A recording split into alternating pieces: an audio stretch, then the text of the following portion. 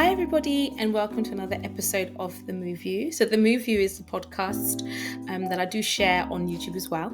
And it's just a space where I get to share my opinions and views on like topical conversations or anything I feel I really want to share. And I do put a spin on it with a biblical view because I love to study the scriptures, as you know. And I love to kind of take what I've learned and really kind of put it together practically. So I'm really living it all out and it's really real all around me, and beyond the pages of this great book that I read, just into real reality of real life, because that's what I think it really should be all about. It is just my opinions and views, so I trust that you'll treat it as such. You can also chime in the conversation as well, but please carry out your own research. I'll try and cite where possible, but please carry out your own research and make your own views and opinions up. And I think that's the best thing. So without further ado, welcome to The Move You. Okay, so in this episode, I'm going to be talking about this key moment in my life. So I don't know about you, but I have these moments where I'm reading scriptures and I'm seeing the lessons that I'm learning played out all around me. And I really think that's God's way of telling me, look, you've got to really pay attention to this thing that you're learning. It's really real, number one, but also really making me really think about it. I think, what do I have to learn? What do I need to do? Because I really want to be a better person, especially when we cry out, God help us be better people, and that, I really want to take heed, as scriptures will say. That's beyond listening, really trying to take action off what I listened. But so when I see these kind of lessons played out around me in popular culture or anything, I'm like, wow, this is not just a sort of a lesson for just me. It's about the moment. It's everyone that's learned these lessons, so we don't have to pay such expensive repercussions for not listening to it. And I actually really think it's God's way of extending his love to us, to really warn us about things so that we don't like suffer for our own mistakes, because it usually that's what it is. So what am I reading and what am I banging on about? So I'm studying Numbers chapter 20, and I've been doing a deep dive from Genesis since 2021. So here I am, 2025 in April, and I've just reached Numbers chapter 20. So in Numbers, I must admit though, when I first started reading Numbers, I didn't really want to. I mean, I've just come from reading Genesis and Exodus, and I just kind of thought, oh man, this is just about numbering the Israelites, and this it's gonna be boring. But I remember thinking, having a similar kind of thought for Leviticus, and it would turn out to be an incredible book. And Numbers has been the exact same thing. It's so much scandal in it. It's just so much nonsense with these people and things, and it's been making me really kind of reflect and be like, God, I really don't want to be like these people. I really don't want to, and I'm really being conscious of my everyday, just not to be like them. They're so naughty. Like, let me explain. They just have a problem with letting go of a victim mentality, letting go of grumbling and murmuring and complaining, but they take it too far. They don't get water one day, then they want to try and unalive Moses and that, and they say such terrible stuff against God and against Moses. And it's so bad that there's one part in it when God's like, Moses, you know what, step aside, give me room. Moses, give me room. I'm going to wipe these people out. I really am. I'm going to make you, Moses. I'm going to make you the example. Like, I'm going to make a new nation out of you. Because you have to remember, before Abraham and this sort of Abrahamic lineage, there were people who actually really loved God and just called out to God. And Genesis 4 talks about that. There was people, that was the days of people who began to call out to God. And it's wonderful. It's so beautiful to see. I mean, let's not act like Melchizedek and Enoch and people like that weren't around prior to all of this, covenant based nation. But yeah, it was there, but God was like, I'm going to put my covenant thing to the side and I can wipe these people out because they're carrying on really terrible. And Moses stands up for them again and again, and he's like, no, God, don't, because your reputation from all the cities around are going to be like, that God took them out just to destroy them and just to kill them. And the whole reason why you're doing this is to be an example to the world of what it looks like to have your God be your God. And they just kind of get it all wrong. So God's like, okay, fair enough. I'll just do that then. So in Numbers 20 now, they want water again. They want water. And instead of them to be like, you would have thought at this point, after seeing half the miracles and all the things that they saw and the reputation that they had, that God was really with them, they could have just been like, Moses, God, yeah, do you mind asking him for like a couple of like some melons, some juice, some whatever they wanted? I would have pushed it. Like, I don't know if they had some sort of fast food joint or something in the air that they missed. Like, you think fancy God can just sort of whiz back to, get this or get that in Egypt or get that for us, or get us some food from that place, or use that your little rod thing to go and do that. They could have asked. I think the essence is they could have asked for things, but they never did. They just sort of grumbled and complained. And again, this happened again with water. They wanted water. Oh, Moses, you this, your God's this, blah, blah, blah. And Moses gets so angry, he goes to God like, they want water, and look what they're saying and doing. And God's like, all right, chill. Just take your rod, this same rod that you used that turned into a snake the first time when when Moses at the burning bush. And then remember by the time they got to Pharaoh, when Aaron threw down his rod, Aaron's rod turns into, it says serpent, but it's actually a tannin, which is a crocodile. The best example is a crocodile. They called it as like a sea monster back then, an animal that lived in the sea and the air, on the ground, sorry. And Aaron's rod goes off and eats all the rest of it, and it turns into, this same rod that was with them doing real serious miracles. God's like, take that and just go and stand by the rock, speak to it, and water will gush out, be fine. Moses is still very angry with these people, and he uses his rod and he bangs the rock twice, and water gushes out. And God's like, right, okay, Moses, it looks like you haven't dealt with your anger issues, and you just have, well, specifically God told him, you didn't trust in me, you didn't have no faith in me, you didn't have no confidence in me being able to deal with the situation. You didn't support me, and you disobeyed me. You was unholy in front of people. Were trying to kind of set an example to you, and Aaron are not going into the promised land. Boom. That was it. It was a very expensive mistake, because he led them up to this point, but he wasn't going to lead them all the way. And bearing in mind, it was supposed to take them a couple of days, but it ended up taking them longer than a month and a bit, because of their own doing, literally their own doing, and their own mouth speaking it into existence. But Moses wasn't able to continue that. That whole legacy was just ended right there with Moses and Aaron.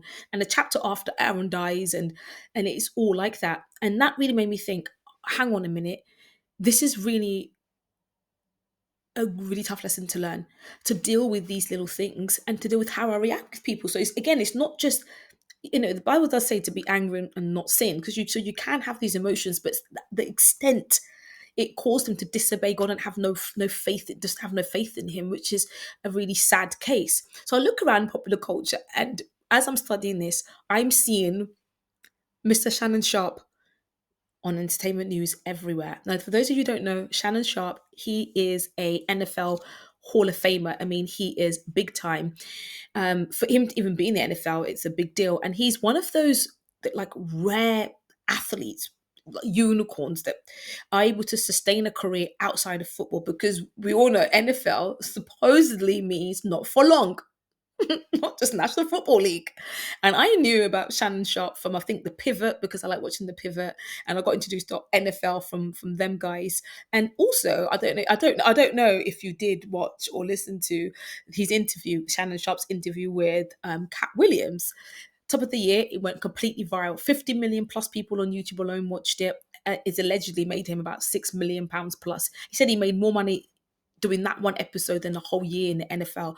Big deal. And because of that, we begin to see his success just rise and rise and rise. Nightcap and all these other, I think, Humble Baddies and other shows that he's got under his belt, that he's developed, that he's developing. And, he's primetime slots on like national TV channels and things. This is at the highlight of his career. Shannon Sharpe's name was becoming worldwide. And just at this moment when we're celebrating all of this, and celebrating, actually, most importantly, being offered about 100 million for, like, I think his catalogue of work, or just a deal, everything is hanging on a thread. And some people say the thread has been cut. He is, taking a step back. He stepped outside of his duties at ESPN. And this is all because of an alleged abuse on his partner. He said it was a consensual relationship, and we're not going to be judging, even though he's 50 plus in his late 50s and he's dating an OnlyFans model. And I know that sounds a bit, but he's telling us it was a consensual relationship. And it gets even more suspect when she starts dropping the receipts and saying, no, this guy allegedly sexually abused me. And what's worse is the nature of this, so quote unquote, alleged wonderful relationship. It's just terrible. And the reason why we will know about it is because it wasn't a loving. I mean, if you want to be in love and be in love yourself. But this kind of relationship that's in like including all sorts of like, when they just race play, when they tie themselves up and everything's bad and the language is terrible and they're going to extremities, again, do it. But when this girl is saying that, when she said no, tie them up all you want, choke them, but when they say no, no means no. And she's now saying the no he didn't listen to, and now he's now calling it alleged rape. So the thing is, he's saying it's a shakedown because he's about to have $100 million contract and all sorts of things, and she wants money. He's already offered tens of millions from what we've heard, allegedly. But it doesn't really look good for him because we're starting to hear that there is a sequence, there's like a pattern of this behavior, and she's suing him to the tune of 50 million. So his 100 million that he was thinking of getting, she wants half of that. He's saying it was all plotted. But then for those of us who carried on watching Club Shay Shay after Cat Williams and kept on, we kind of set back and we'll be like, hang on a minute, yeah, it might be a shakedown, but we can't ignore certain things. Let's start off with the Cat Williams episode when he warned Shannon Sharpe about these kind of things that happen when people, especially black men, make it in life. You make it to a certain point. Be careful of the honey trap. Be careful of the honey trap, because there's always someone there. And if you're proclivities, if your desires are leading you down this path, you need to check it because it can land you in big trouble. And that's exactly what we're seeing now. If that wasn't enough, Monique came and said to him, you need to leave these young little girls and that alone. You need someone who's a bit more your age, a bit more appropriate. And she joked about him being with a larger woman and rubbing his feet and all sorts, but he was clearly warned. I'm seeing a track record, somebody else, but many people coming to tell him. But then I watched Nightcap after all of this, before this alleged abuse, and he said, I'm going to get me a young one, I'm going to get me. So he was going to do it anyway, and he was already doing it, and they were warning him. Everyone knew, and now look, just when it mattered most, a bit reminds me of like when God was saying, be careful, deal with your anger issues, Moses, deal with all these things, deal with these little things, because just when you don't expect, some trap comes out. And who is the person who likes the trap it? The devil. He goes around looking who can, what he can steal and destroy and accuse of the brethren, and always there trying to set up traps just to make, in front of God's people, in front of the world, it look terrible, because it makes it seem like, oh, that's another person who says they know God, and look what it is. And it's so sad. And that's what's making me, I'm quickening in my boots saying, God, help me. Just help me deal with these little things, because look what's happening, especially when you've been warned. But I think, again, that speaks to God's love for someone like Shannon, because we all knew, he can't deny it, that he was warned. He can't. And especially, there's something that I've come to, I love LawTube and love legal stuff. There's something called a morality clause. So the morality clause is built into contracts for these high celebs people. Just like God was saying to Moses, look, I don't, you're not going to leave my people with this kind of behavior. They also have the morality clauses, built in. And that is, you've got to be careful. If you bring anything that's going to damage our reputation, your contract is also damaged. It is ended. They don't want it. They want you to be able to not bring embarrassment to big names like Disney and ESPN, all that played with these kind of things. And we're hearing that this Shannon Sharpe has been doing it. So if they can have morality clauses, let alone what God expects of us, And I like something Jackie Hill Perry said. She said, you might think, oh, nah, it's other people, but you actually do want to live in a neighborhood or around people who are holy and who are right. You really do.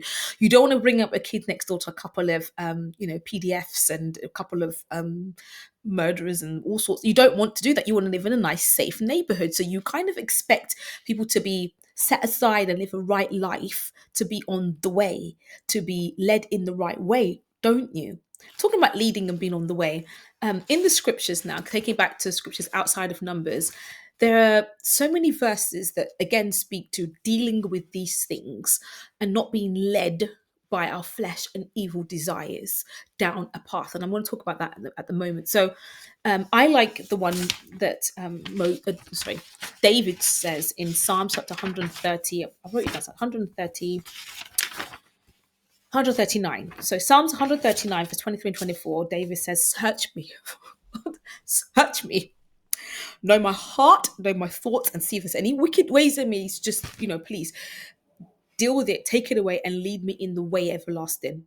And then we see in Proverbs chapter 14, verse 12, as Solomon's writing, look, there's a way that seems right to man, but the end of that way is just destruction. There's many more that talks about dealing with all these things because we think it's the right way, but the main prayer thing we should be doing is what David was saying, is like, God, if there's just take it out of me. Jesus says in Matthew 18, he says, look, if your eye causes you to be lusting and sin, you pluck it out, because it's better for you to go in one eye than for you to be and not sin and go down the right path, and for you to have both eyes and be just like, being a complete womanizer or a manizer or whatever you're doing. And that's a really strong thing to put it. It's not literal, but the message is strong because it can lead to really bad things. There's too many stories all around, and which kind of give to the fact that we need to really deal with these things. And that's what I'm really getting and really kind of pull the whole thing in. But I talked about Solomon and David, and when you read the scriptures, they talk a lot about lead me, guide me, lead me, lead me, guide me. There's an understanding in those times that word lead is not just about like following, like a dog on a leash, just kind of following somebody off. I'm following this person. It's more than that. It talks about spiritual guidance and a relationship with God. So they understood it at that time to mean that, to be led spiritually and down the right path. A bit like how a mother and father will look after their child and guide them, hopefully in the right path. It's like that. It was an understanding, but it was a relationship with the higher power that guided you down that path. And when I talk about the way, also, again, the way, it was more than just like a illustrative way to talk about things that are spiritual. They actually did understand and understand it to mean that it's almost, the word sounds like the way we'll say the word Derek in English.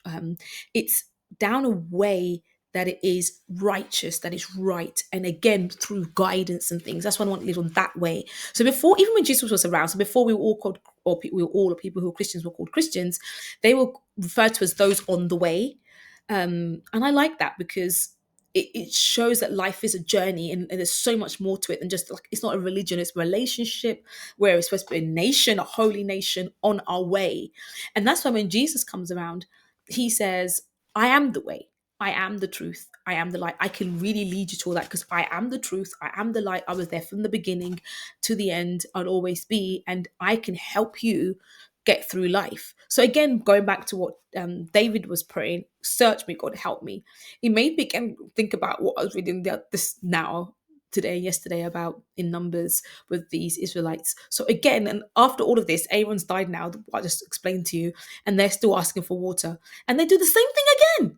They do the exact same thing again. And I know I wanted to throw my phone down. When are you going to learn?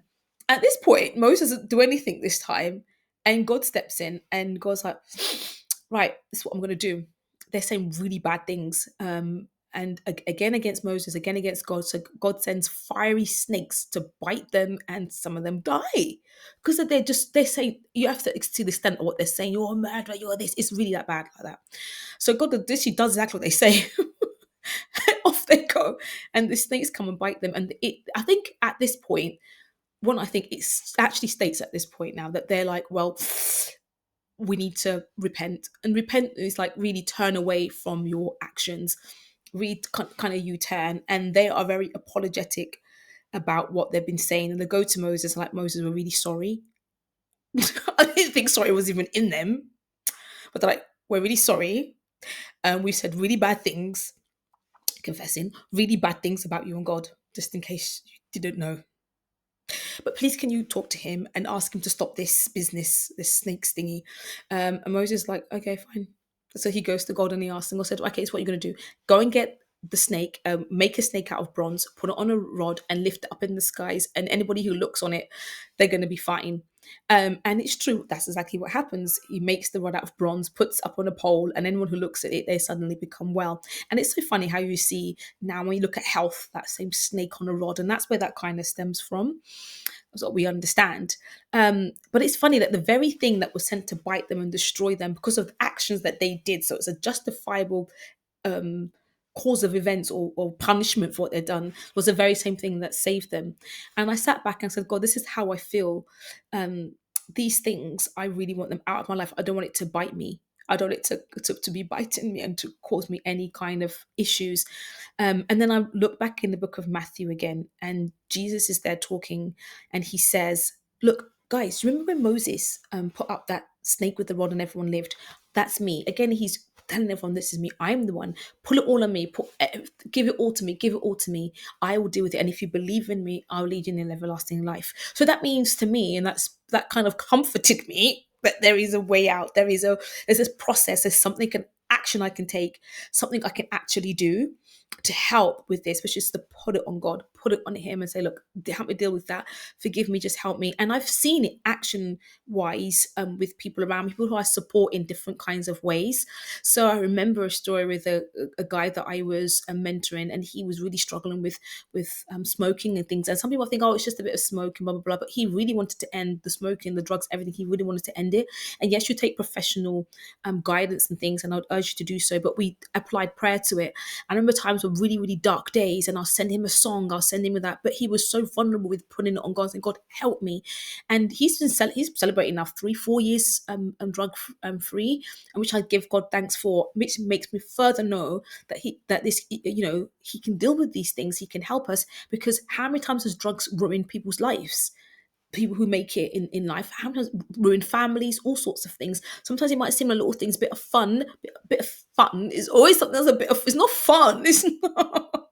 It really isn't. It always seems to land with something detrimental. So that's the whole thing with this podcast is, let's learn from these examples and deal with things now so they don't bite us, pun intended, in issues or circumstances or times when we wouldn't want it to. And plus, we want to live right anyway, don't we? We want to live our life right. I'm reminded now about the Lord's Prayer in Matthew 6, where we know the Lord's Prayer. I don't know if you know it. Our Father who art in heaven, hallowed be your name, your kingdom come, your will be done. And there's a line that says, lead me not into temptation. And it has more emphasis, more meaning to me now. Just lead me not down that path, but guide me to a better place. Guide me to everlasting life. Help me and guide me.